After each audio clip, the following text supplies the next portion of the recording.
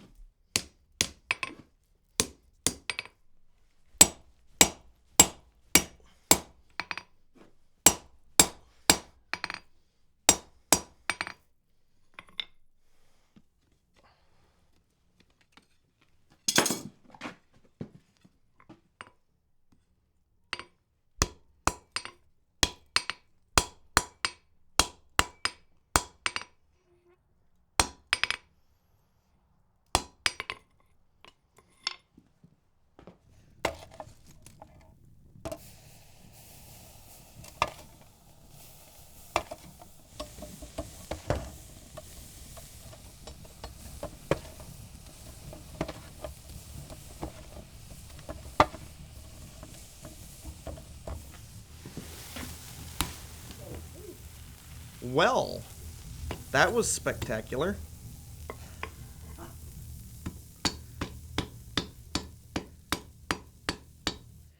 I thought that was a piece of wrought iron, but it may actually have,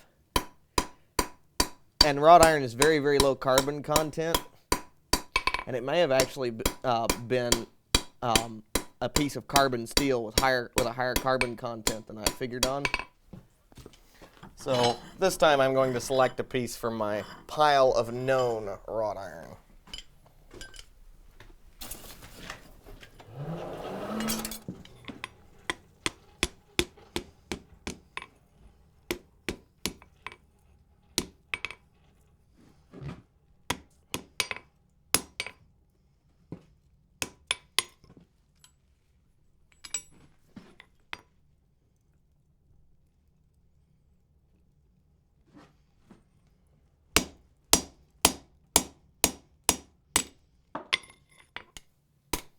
I will say that was a lot easier to cut off, which is an indicator to me that other piece was probably high carbon steel. Because it really did surprise me. Now that reminds me, it surprised me how hard it was to cut off. And I shouldn't have cut it off all the way because now I just made my job more difficult. But that's okay.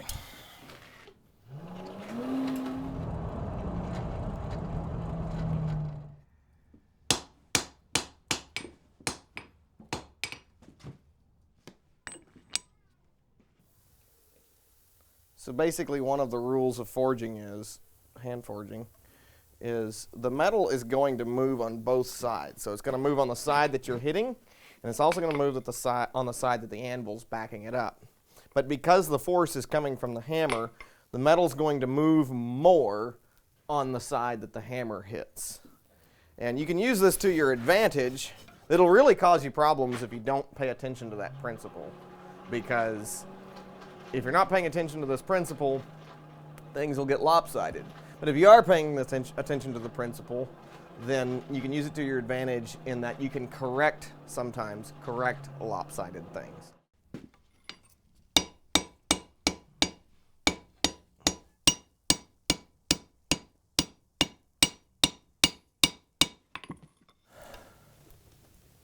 Making me really nervous. That's what I said last time, right before I broke it.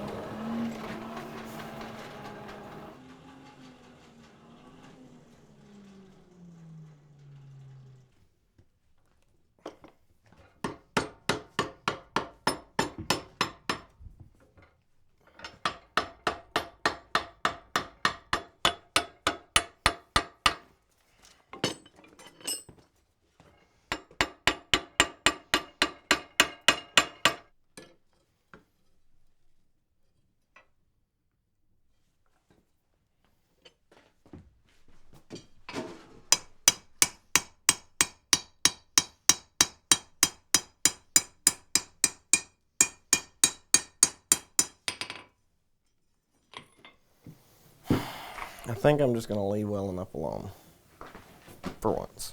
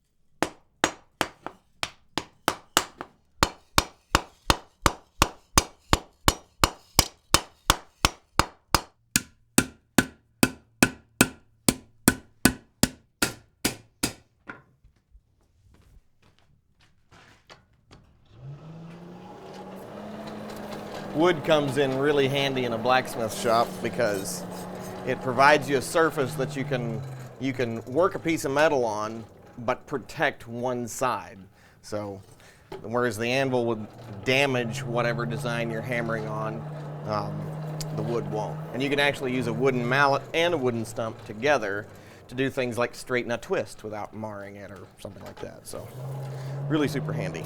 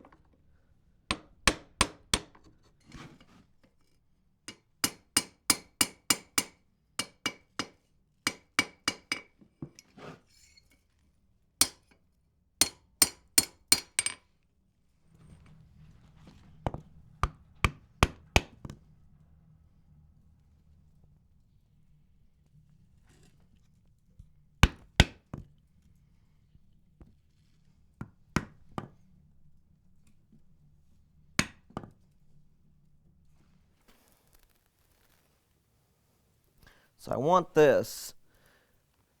the bolt to be spaced about an inch off of the plane. So I want the bottom of this S-curve to be about an inch behind this plane of the bolt. So I'm simply using this flat anvil with this block, 1-inch block, to achieve that.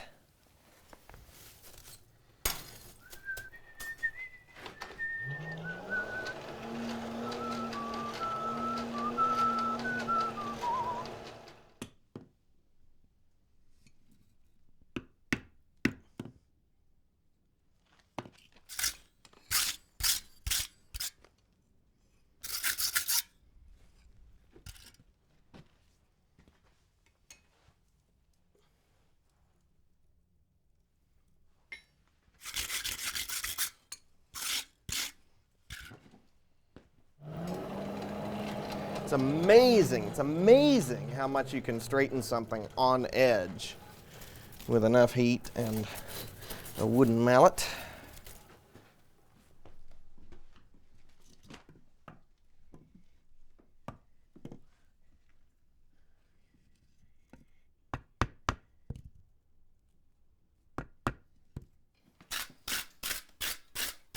Look at those, look at that.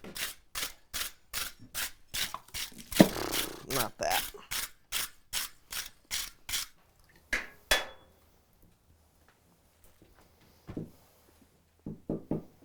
Oh yeah, that's gonna feel really good. And it's just about the right height too. I'm definitely glad I didn't go ahead and bend the knob out at a 90. I like it the way it is. So I pretty much could not be happier with how this, well, I probably could, but almost couldn't be happier with how this forging's come out. Especially after all the struggles I've had with it. I had to try several times, but I mean, really, it's kind of rough and crude because I'm not much of a blacksmith, but I'm pretty happy. For me,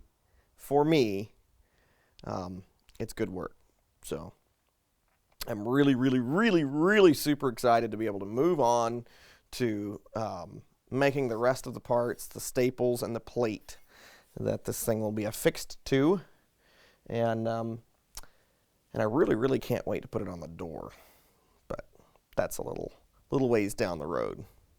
So right now we're just going to move on to filing and fitting. We're going to get this thing filed, the moving part of the bolt, so that I can then make the staples to fit that will hold it to its back plate.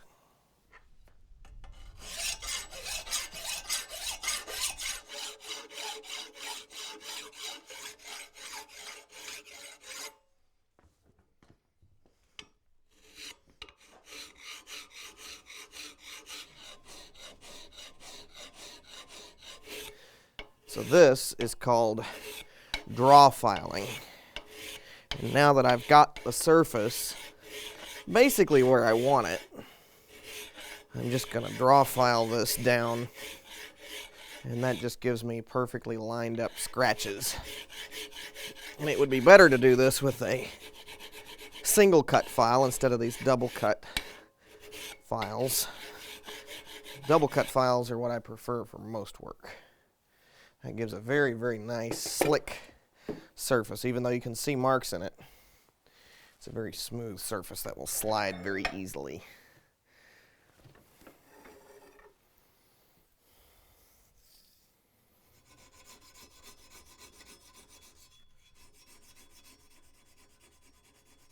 So now I'm just going to use these calipers, now that I've filed the sides of the bolt, to just check and see how consistent thickness is all the way down.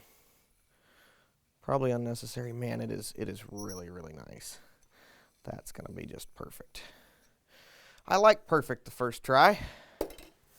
I can live with that.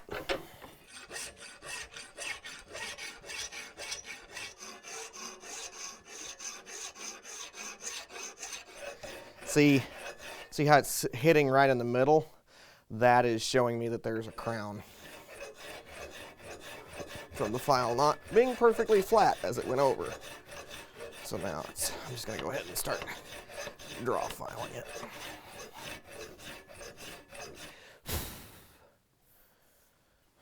I'm going to switch back to my more aggressive file and go ahead and take off some more of the spots, the black spots, and then go back to draw filing.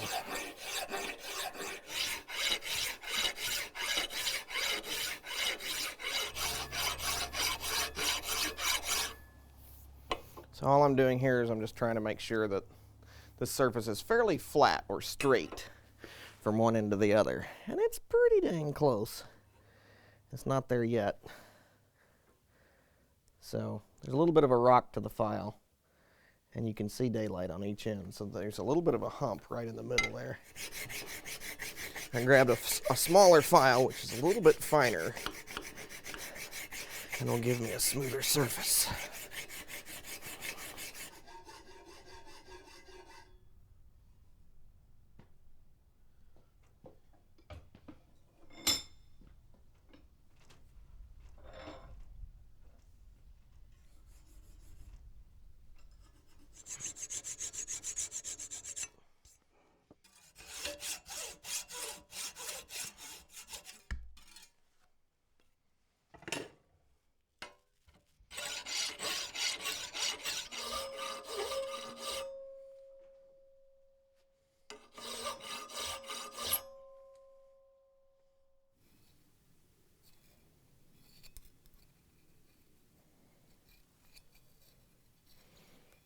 Wow.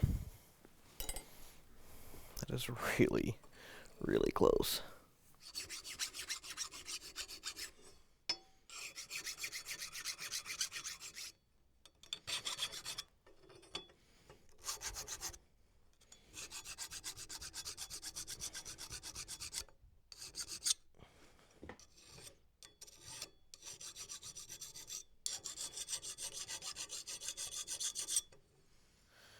So now we have the file work done on the bolt itself. It is 100% done, this part. And the spring has its proper tension, I believe, and it is literally ready for assembly. So now we have to make the other parts. And the first part I will be making is going to be the back plate. And I need a plate about 3 inches wide by about 11 inches long or so. And I'm actually going to make it out of this 1-inch round wrought iron because I believe this piece of iron is fairly high quality. We're fixing to find out. So, going to be lots of hammering.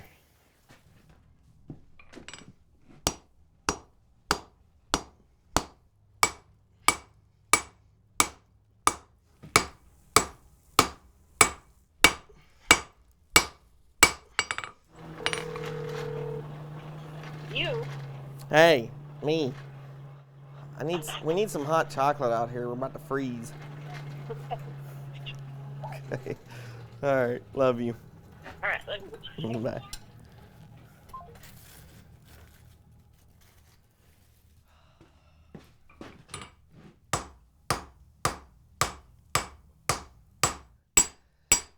So,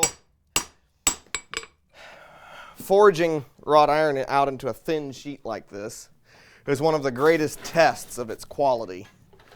And if it is decent quality, it won't split apart and crack all over the place. But keeping it really, really screaming hot, like at forge welding temperature, while spreading it is also crucial.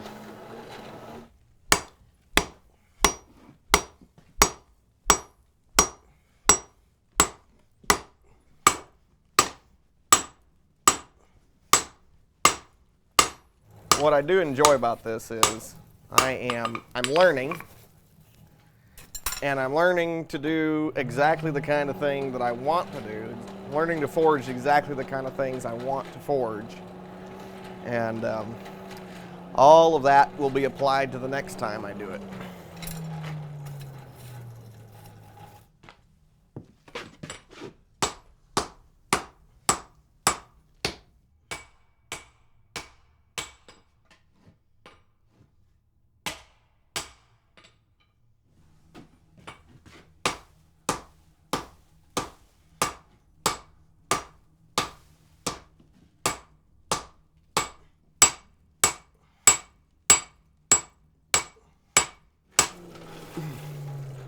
Look at that.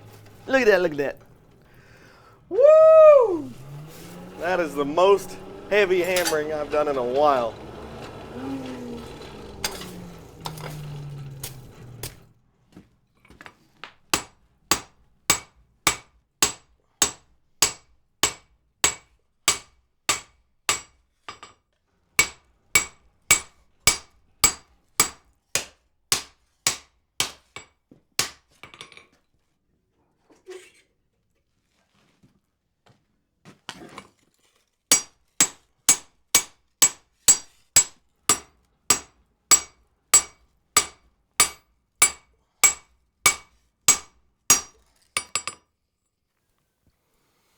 All right, so after over an hour of intense forging, we've got our plate made from 1-inch round stock.